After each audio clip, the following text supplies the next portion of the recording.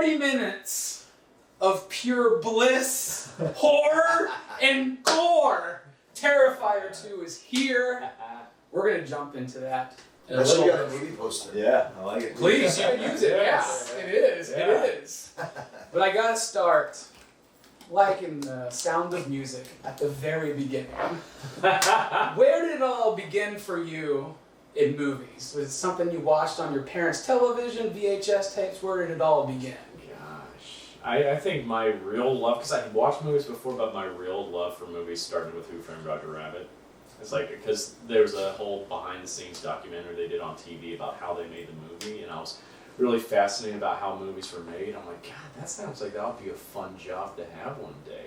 So that's also what kind of got me into wanting to do, acting and voiceover work, because I found out Mel Blanc did all the voices for all the Looney Tunes characters. I'm like, oh my God, that's one guy? Holy crap, that's amazing. So that's where my love really started for the whole entire industry.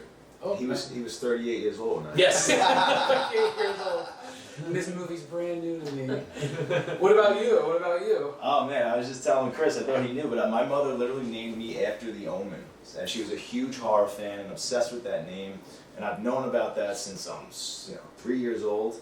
And she would let me watch all these amazing movies. Like Jaws is my favorite movie of all time, and that was one of the first ones that I would watch all the time. But Bruce Lee movies, Arnold Schwarzenegger, like Commando, Conan's, things like that. She took me to see The Lost Boys when I was 4 years old. So I was just taking all these wonderful classics in, and I don't know necessarily why I gravitated toward movies. It wasn't just horror, but I had such a soft spot in my heart for slashers at a very young age. Especially Jason was always my favorite as a kid. I think because I was able to sort of conquer them, and I would see grown-ups who are terrified, and I'm like 5 years old, and I see them like getting really scared and running out, and I'm like, I can watch this, I can handle this, I think this is pretty cool. I know it's a monster, I know it's a fictional monster, and that gave me some sort of power, and I kind of like ran with that, and grew up loving to scare people, and eventually it led into makeup effects and freaking out my friends' parents and things like that. So yeah. Well, you do a good job at it. Oh, thank you. Hey, what about you? One of the greatest artists, entertainers? Well, so a little bit of an interesting story, because obviously got into Star Wars and all those types of movies, but I was into horror at a very young age. But this is pre-video stores and pre-VHS, probably 80, 81. So my mom would let me watch the midnight horror movies, but I had to go to sleep first because I was only 9 or 10. So I'd have to go to bed at 10 p.m. If I could wake up at midnight, I was allowed to go watch the 2 late night horror movies. So it was up to me. Get a little bit of sleep, and if you really want it, so I would go to bed at 10, set my alarm, get up at midnight, and I swear, maybe it's a Mandela effect, but I know that it doesn't exist, but I could almost swear that one of the movies that was on one night was London After Midnight. Oh, which of course is Lost. And was it Lost in the 80s or not? I think it was probably Lost in the 30s, and probably I just saw a picture of it in a book or something. But it was always those types of movies, the Hammer films, the Universal films, all those. I remember vividly watching the Wolfman, and vividly watching Blood of Dracula. What's the Hammer of Dracula? The Hammer movie. The Flesh for Frankenstein, Blood for Dracula. Those ones, yeah. And they were all on late at night, and most of them were uncut because Canadian television was like the BBC, so if there was boobs in it, you get to see boobs, which is another incentive to get up. And so this was all pre-VHS. You had to commit if you wanted to watch horror movies back then, because you never knew if you'd ever see it again. So that's kind of where it all started, to where I became kind of this, what we're doing right now, going to film festivals like this and finding these not mainstream. I don't like mainstream movies. I don't like them. I don't want to see any Nicolas Cage movie that's the fucking Face Off and the Alcatraz with The Rock. I hate those movies. These are the types of movies that I've always loved since I was a little kid up until here I am now in my 50s. And still loving it. And still loving it, yeah. No, it is great because with technology today and the abundance of making films easier for people with phones and stuff, going to these festivals, what are those gems, those hidden gems that you were talking about? Has there one that stuck out for you other than, of course, Terrifier 2? I think X is my favorite that I've seen in a while. Like we were talking about, I'm a big Ty West fan. I love all of his movies. But that one just got me because it really is, it's got a little bit of a Terrifier vibe. It's a mix of all these different kind of homages and genres. There's some Texas in there, and there's some, you know, there's some fucking slashing in, there's a giant alligator for no apparent reason, just because it's awesome. Yeah. Like that, I just love that movie, and I haven't seen Pearl yet, but I like that. Once again, you had to search for this movie, and when you find it, it's really, really good. But it's not for everyone, though. No, there's a certain, I try to like to think about it as like, if you don't like this movie, I feel like you don't have good taste. Like you have to love this movie, right? Right? So with this character, Art, there's a fine line, and you walk a fine line of this character being sweet and nurturing and totally sadistic, because there's moments in the movie I'm like, man, I want to be friends with this guy. And other parts I'm like, I'm out the door. So talk to me about, you know, the movements and the, you know, all of the emotion without words. Oh, well, I mean, as far as like the movements and stuff go, when I created this and Mike Gianelli played him originally in All Hallows Eve, he played him a lot more straight, more kind of just like stoic, and when I say he might as well have been just a guy dressed as a clown. And when Dave took over the role, you know, Dave's a very theatrical actor, very animated, and he sort of turned him into a clown, I would say. Now Art the Clown is officially a clown. But, I mean, his sense of humor and all those kind of like dark things that make you laugh though, and you're uncomfortable and you don't know, should I be laughing at this? And when I hear an awkward laugh out of the audience, like I love that. I get high off of that. So when I you know, I got that from like the first short film that I made with Art the Clown, when he's just like staring there. The first shot of him is like her POV, and he's just across from her like that. Like I remember being in a theater and the audience just had like the ooh, you know, kind of like thing. And then, you know, it's just like awkward and uncomfortable, but you're not sure where it's going, and it just gets more and more progressively sort of intense and aggressive until he goes from that to trying to like stick you with a needle or murder you or something like that. So it's fun to kind of like conduct him and put him into like public situations where you can really build the tension and the suspense. Right, and I think the no speaking aspect adds so much more to that character without speaking, because I feel like you hear him speak. Absolutely. Right? Yeah, most definitely. We were just talking about that. It would just destroy the whole mystery of this guy. There's something else I was going to point out earlier that we talked about this, that I love about Art the Clown. It's like he's very sadistic, obviously just a maniacal, disgusting killer. But when he fucking has had enough and gets mad, he'll just pull out a gun and shoot him. Yeah. And I remember I asked David, why did he do that? He's like, well, he took his ball and went home. Yeah. She thwarted him. He was like, well, fuck this bitch. I'm just going to shoot her then. Because he couldn't break her. You cannot mentally Right. break her. And he was like, I'm done, done. I'm done. And you never see that from a killer. He's also kind of a little bit of a baby too. Yeah. Like, you know, forget it then. Well, that's He's not. He doesn't play fair. People say, "Oh, he broke some sort of code. He's not supposed to have a gun." Like, there's no rule that he'll. That's why I love it, but there always was kind of an unwritten rule. Right. Like if this was a Scream movie, the we would be rules. discussing this. That's why, because I was the same at first. I was like, well, that's not. You can't do that. And then the way when you explained it, I was like, that's brilliant. Yeah. You know. No, he's done for the night, and I also thought that's like, it brought me back to an homage of Indiana Jones, when the guy gets out with the sword, he's like, fuck this. You know, he's out. Like, he's done He with had it. dysentery too. That's what it was. That's what happened in the bathroom earlier. No, I love that. And so talk to me about, you know, you getting to do this, bringing it from the short film, and then making the first film, and then making this, like, magna horror opus, and this sequel, like, bigger, better, faster, uncut. You know, like, I love that. So talk to me about all of the man, things I that felt went into- like Yeah. I felt like with Terrifier 1, the horror community sort of, it's like we kind of like snuck past the bouncer or something. Like they let us into the club, but it's like now we got to hit the dance floor and show them like what we're made of, honestly. And this was like me swinging for the fences, all of us just swinging for the fences. And that's one of the reasons why the movie just took so long to make, because we had really limited resources, but we never wanted to compromise anything on the page. So we did whatever we had to do to get everything that we loved onto the screen.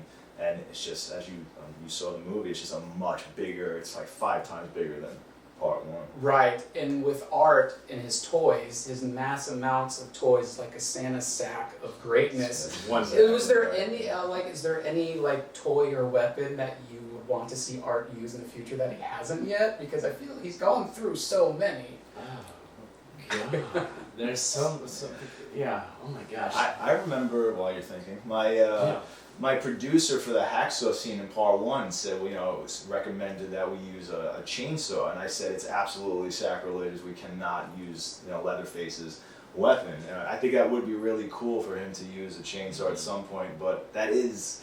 It's too clean though, right? It's too right? easy. He wants to. Yeah, that's just like the one thing he wants to take pride in. He wants to feel each, fucking gristle. Exactly. Like when you cut a bony steak or something. I even had a take where I told Dave, stop, get caught in the middle, and just kind of like wipe your forehead like it's taking too long. We shot that during the hacksaw scene in part 1, but then when I was editing it, I didn't want to break the tension. It was too funny. I didn't want to. Yeah.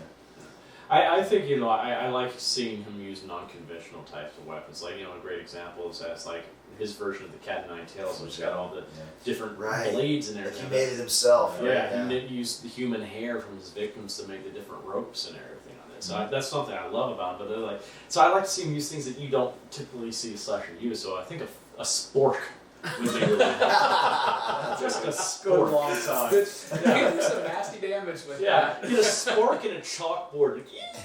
Something that doesn't torch it, then use it. I don't know. There's so many options. That's what I love about the character. It's like he's not confined to just one type of weapon or one style. He is very open to just improvising with whatever's around him at times. It's kind of like a slasher MacGyver in that way.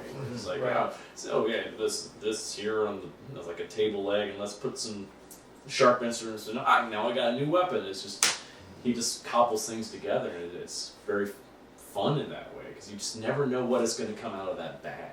Right. I don't, and that's what I love. One of the elements I love about it. And Chris, I don't think I've ever seen you so happy watching Plan B from Plan B from Outer Space. That's totally different. On the next scene. Yeah, it's funny because we filmed that almost 2 years ago, maybe a little longer. So when I saw, I forgot. What were we watching? Oh, we were watching Planet from Space. Yeah, it was actually really. We were just talking earlier. That was kind of just when things were starting to get back to very early on, and the kind of like we're back in the world again. And we were filming at very late, 5 in the morning at a mental institution in Staten Island. And what I was saying is what you see in a Terrifier movie, and it's gritty and it's bleak, and that's kind of because it was where we were filming. It was very strange because the only people that were there were the people on the crew, and it was cold. And it was grimy, and it was greasy, and I think my dressing room was like a closet that had like a broken toilet. And I was like, this is real. This is real shit, man. This ain't soundstage B. Yeah, this is real. But it added to the whole, creepiness of the whole filming. It's like this is not a place that I want to be, and that kind of I think comes out in the movie in the best possible way. No, it does, and I love that about it. And the gore aspect, I mean, this has the best parts of a Sam Raimi Evil Dead 2 parts. Was there a moment in the movie making it where the gore just got so fun, like you personally remember that day of shooting with all the blood or all the gore, all the makeup? Gore. Oh my God. I think probably the day Casey got stuck to the floor. The kill in the yellow room, the alley kill. Yep. That was the one. That was the one we knew was going to be, if we pulled it off, it was going to be the one people talked about. It was sort of the showstopper scene. So, I mean, it's funny too because we filmed the scene and Damien had to recut some of it, but there was something was going on with this girl, and I was in a fight with her, and he's off camera with this, like, not glee, but he's got a big fucking, almost like a hose, just shooting blood in my face. And, when you get one, I remember just like, and it's like, fuck, how much blood do I need, man? And it was just like, and I saw that picture, and looked like investing the crimson mask. It was a little crimson mask from him just going, off camera though, like a sharpshooter. Yeah. That's a Sam Raimi, Bruce Campbell relationship right there. That's good. It's so effective though, and it's so much better than CG because you get the genuine reaction. It's like blood spewing out of the fucking wound, So it's and I gotta say, we got to the point filming for 3 years, and like we would literally just get these hoses, be off camera, and just blow the blood. Oh, that was And I said, "There's no way I'm spitting in fucking Chris Jericho." right after COVID, right? Yeah. I So saw God, we hooked up an air compressor for that one. Then I had to eat all those Jello eyeballs. That was getting gross. That was great. Watching and listening to you with glee talk about what's in that plate. It was great. It's good. Listen, it was a very small part of the movie, but it was awesome to be a part of it. No, it was good. So for each of you, if you can insert art into any movie that exists, no matter what genre, to make it awesome, what movie would you insert art to? Oh wow. Follow that bird. Sesame Street art! Yeah. Oh yes! There's no point. There's no need for a follow-up. I'm getting better than that. Oh, that's good. Okay. And then my last question for y'all. It's obvious that you're all big cinematic aficionados. Are there any particular scenes in movies that have stuck with you that have helped shape your creative life? Oh my god. Wow, that's a deep question, man. I want to say this while you think about it. I asked this question to Cena at WrestleMania, and his only answer was the first 15 minutes of Full Metal Jacket. Cool. It's great. Yeah, Yeah, it's great. That's a great one. Listen, I have so many for so many different reasons. There's Okay. probably like 20 scenes in Jaws that I will refer Yeah. to if I'm trying to structure something because that everything's done perfectly in that movie. But a different kind of scene. Arnold Schwarzenegger in Commando suiting up on the beach. Oh, It's yeah. one of my favorite scenes Nice. in movie history. I've watched it so many fucking times. I've ruined the VHS in that part. Like, well, you know what I mean? It didn't even play properly. And I had to rewind it. There was just something about the energy and the cutting and how cool everything. Just boom, these hard cuts of him just put his vest on and the gun, and you just see him in the smoke with the music. Like where now I'm obsessed with montages in my movies of characters getting suited up. So you always see Arthur Clown readying his weapons. You see Sienna is kind of like a little my like sexy feminine version of like Arnold getting suited up, and you see her putting on her costume, her armor in Terrifier 2. So that definitely influenced me. Awesome. I love that. That's great. I think for me, I always like the cameos that you could win an Oscar for, like Alec Baldwin in Glengarry Glen Ross. I Yeah. just watched it on the plane for the 1,000th time. Great. That scene is so great, but here's an even better one. Donald Sutherland in JFK. Oh, Ooh, yeah. That's one of the greatest yeah. fucking scenes in movie history that people don't remember until you bring it up. Like, fuck, that was so great. So good. And as a little segue, back in the day, when you would have to take a DVD player and you put the DVD in. Yeah, I had my little, in front. yeah. I get on a plane, I'm watching JFK, and sitting behind me, I swear to God, was Donald Sutherland. Oh, wow. Really? And I said to him, "Excuse me, Mr. Sutherland, you know, I was just watching JFK," and he's like, "Yeah, whatever." I was like, "I really am. Can you sign it?" And he said, "Really? This is great." He was like the greatest icebreaker. "I'm from Canada." "Oh, you're from Canada." And I had that, still have the That's signed Donald awesome. Sutherland. That was very cool. That's amazing. For me, I mean, like a little bit different. I mean, I like plot twists because I'm one of these guys. I almost always figure out who the killer is. I figure out the plot twist way in advance. I'm always happy when someone fools me.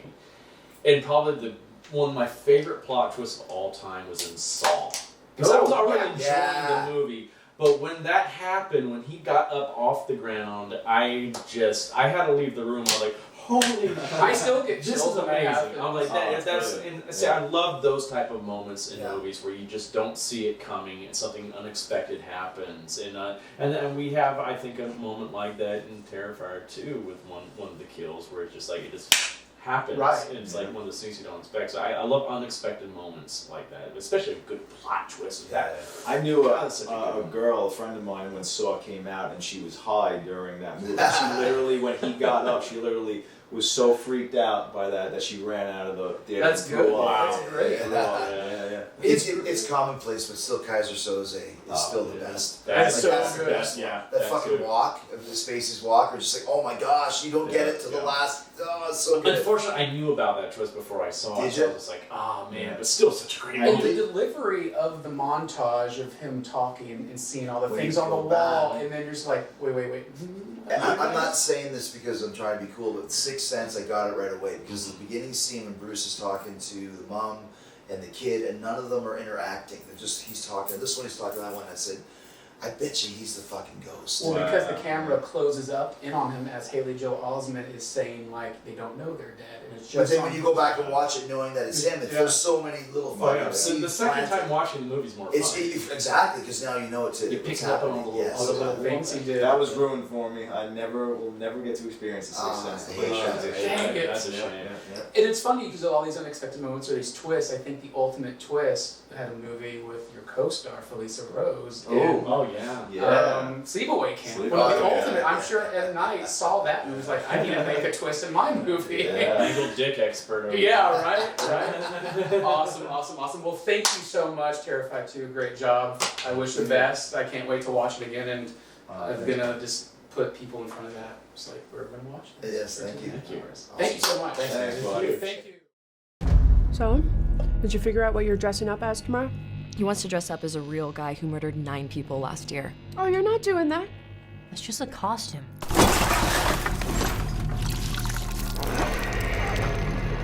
You think that guy's still out there? What's up with you and this clown all of a sudden? You're like obsessed. They never found his body. What if he decides to come back here? I wouldn't worry about it. Wait a minute, aren't you that guy from the costume shop? Sir, what are you doing? It wasn't me. He was covered in blood on his shirt and his hands when he got here. I'm telling you, it was him, Allie. Right down to the little black dot on the tip of his nose.